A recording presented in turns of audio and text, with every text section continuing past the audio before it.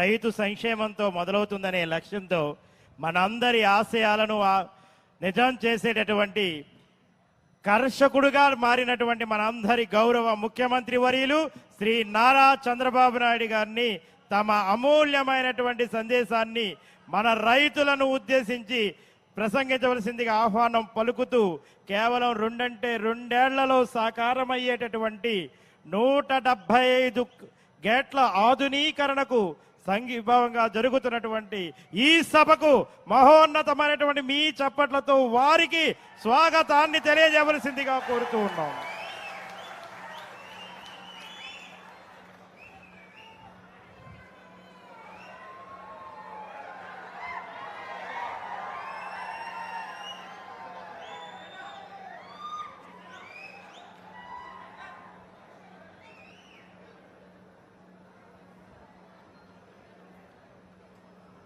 ఈరోజు రైతులే కాకుండా మా ఆడబిడ్డలు కూడా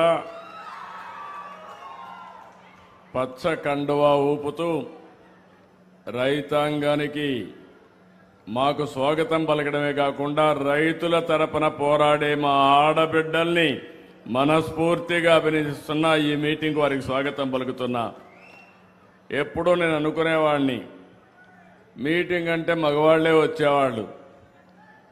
ఇప్పుడు ఒక పక్క ఆడబిడ్డ పైన కూర్చునింది, ప్రకృతి సేద్యం చేస్తూ నేను కూడా మగవాళ్లతో సమానంగా వ్యవసాయం చేయగలుగుతానని, ప్రజల ఆరోగ్యాన్ని కాపాడుతానని చెప్పే పరిస్థితికి వచ్చారు.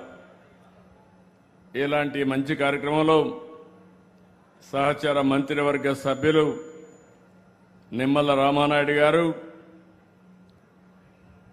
ఇప్పుడే దుర్గేశం గారు వెళ్ళారు, దుర్గేశం గారు, అదే మరిగా వాసంశెట్టి సుభాష్ గారు, గౌరవ పార్లమెంట్ సభ్యులు గంటి హరీష్ మాథూర్ గారు, సీనియర్ నాయకుడు, ఎప్పుడు కూడా ప్రజల్లో ఉండే వ్యక్తి బండారు సత్యానందరావు గారు, అదే మరి ఇంకో పక్కన ఈ జిల్లాలో ఎప్పటి నుంచి కూడా పార్టీ పెట్టినప్పటి నుంచి పార్టీకి సేవ చేస్తూ ఎనలేని సేవలు అందించిన గోరంట్ల బుచ్చయ్య చౌదరి గారు, గౌరవనీయులు శశిభూషణ్ గారు, జిల్లా కలెక్టర్ గారు, నా పక్కన కూర్చున్న 2 బెనిఫిషరీస్ చూస్తే శాంతకుమారి గారు, మన్నే రాంబాబు గారు, వారిద్దరిని ఒక 5 నిమిషాలు మాట్లాడితే నేను ప్రారంభించిన ప్రకృతి సేద్యంలో నాకు ఉపన్యాసాలు, నాకు పాఠాలు చెప్పే పరిస్థితికి వచ్చారంటే నేను గర్వపడుతున్నా. గట్టిగా వారిని అభినందిస్తున్నా. మీరు కూడా ఆశీర్వదించమని మిమ్మల్ని అందరినీ కోరుతున్నా.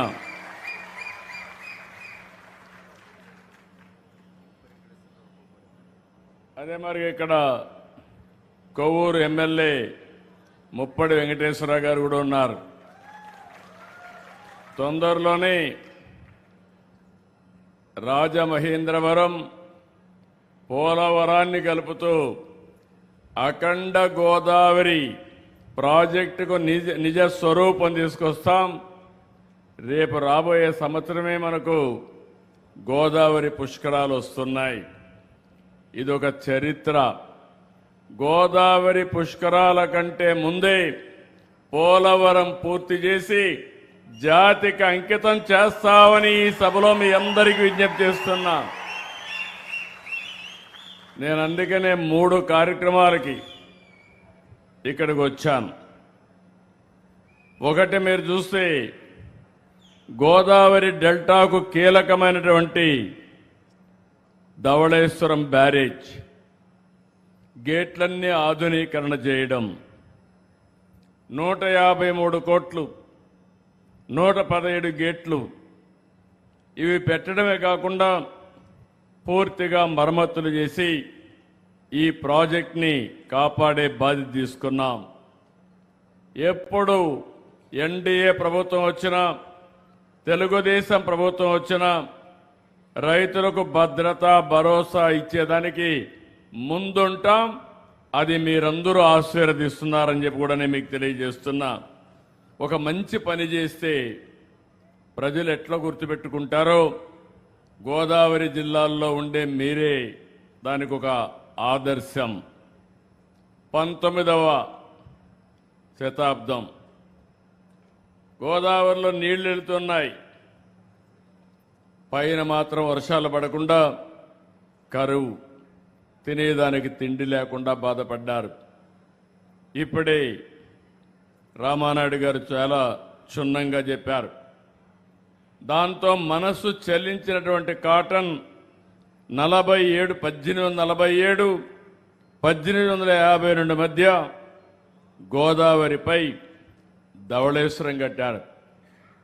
ధవళేశ్వరం కట్టి అక్కడి నుంచి మీరు చూస్తే 175 సంవత్సరాలైంది. కానీ నాగరికత ఎక్కడ నీళ్లుంటే అక్కడే ప్రారంభమవుతుంది.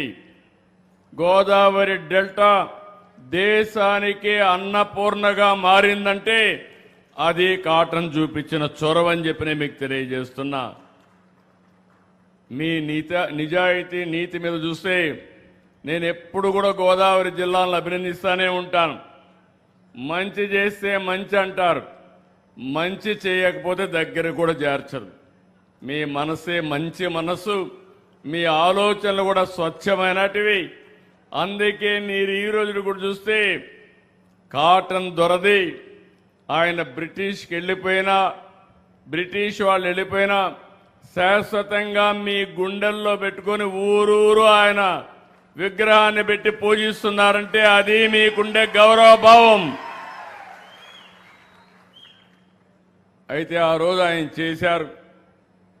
తర్వాత రాను రాను ప్రకాశం బ్యారేజీని కూడా నూతనంగా నిర్మాణం చేయాల్సి వచ్చింది. ఏసీ మిత్రా కమిటీ సిఫారసు చేశారు. 1970 నుంచి 80 వరకు నూతన బ్యారేజ్ నిర్మించారు. ఆ రోజు మన నాయకుడు ఎన్టీ